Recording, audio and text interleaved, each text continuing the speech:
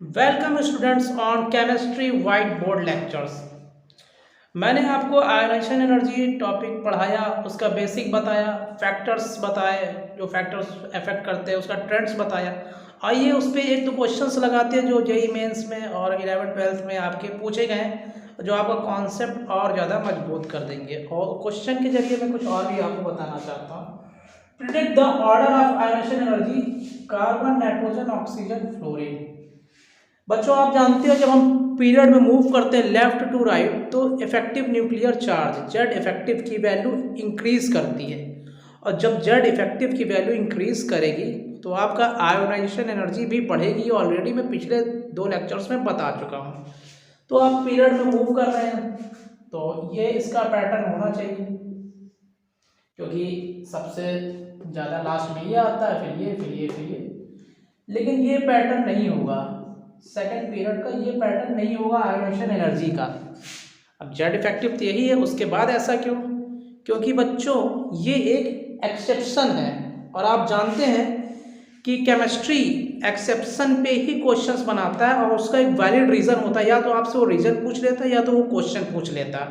तो इसलिए इस क्वेश्चन से हम एक्सेप्शन को भी जानेंगे और इस क्वेश्चन को भी सॉल्व करेंगे। क्वेश्चन बहुत इंपॉर्टेंट है, ध्यान दीजिएगा इस पर।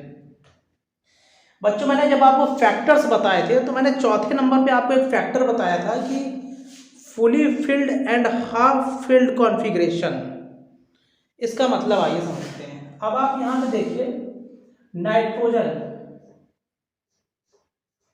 और ऑक्सीजन, नाइट्रोजन का इलेक्ट्रॉनिक कॉन्फ़िगरेशन अगर आप लिखे हैं तो कुछ ऐसा होता है 1s2 2s2 2p3। और ऑक्सीजन का आप लिखेंगे तो 1s2 2s2 2p4।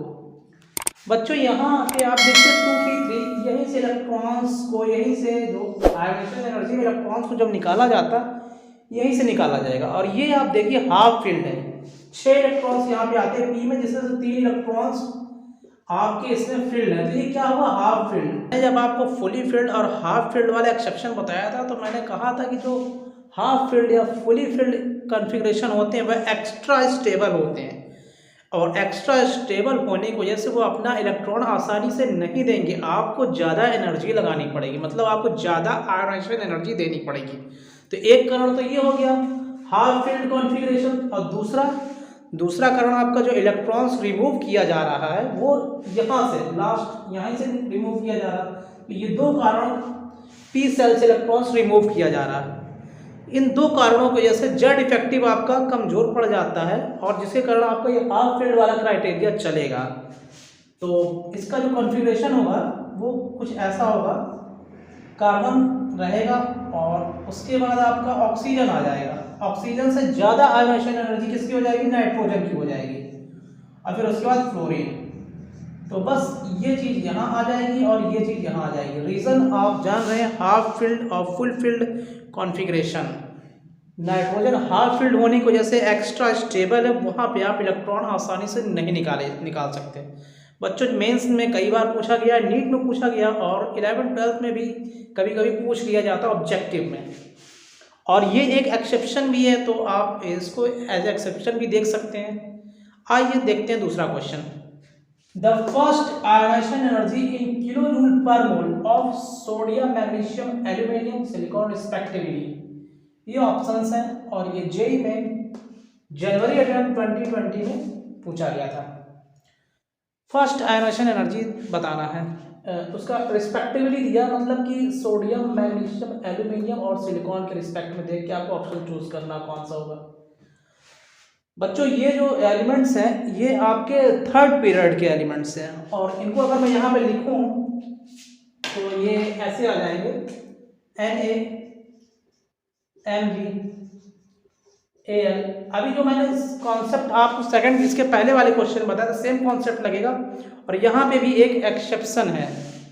जी हाँ, आप मैग्नीशियम को देखिए, मैग्नीशियम जो है ये फुली फिल्ड है। इसका कॉन्फ़िगरेशन अगर आप देखेंगे 1s2 2s2 2p6 3s2। अब s में आपके 2 इलेक्ट्रॉन्स आते हैं जो कि फुली फिल्ड है, तो ये फुली फिल्ड होने की वजह से this this is more ionisation energy than aluminium. तो इसका पैटर्न यहाँ पे चेंज हो जाएगा, ये इधर आ जाएगा, ये इधर आ जाएगा। लेकिन देखिए जेई ने क्वेश्चन कैसे घुमा के पूछा, पैटर्न नहीं पूछा आपसे। आपको हो सकता है पैटर्न, आपको यहाँ पे प्रिडिक्ट करना है कौन सा ऑप्शन सही होगा। अब आपको इसके हिसाब से चलना है कि सबसे कम वाला पहले, तो 496 तो तीनों में मिल रहा, मतलब 496 हो गया। उसके बाद एल्यूमिनियम, आपको ये चीज देख के चलना है। Mg, अब Mg और Al में आपको पता है कि Mg की जो है आयोनाइजेशन एनर्जी आपका ज्यादा होगी एज कंपेयर टू Al, लेकिन यहाँ पे ये पैटर्न दिया है,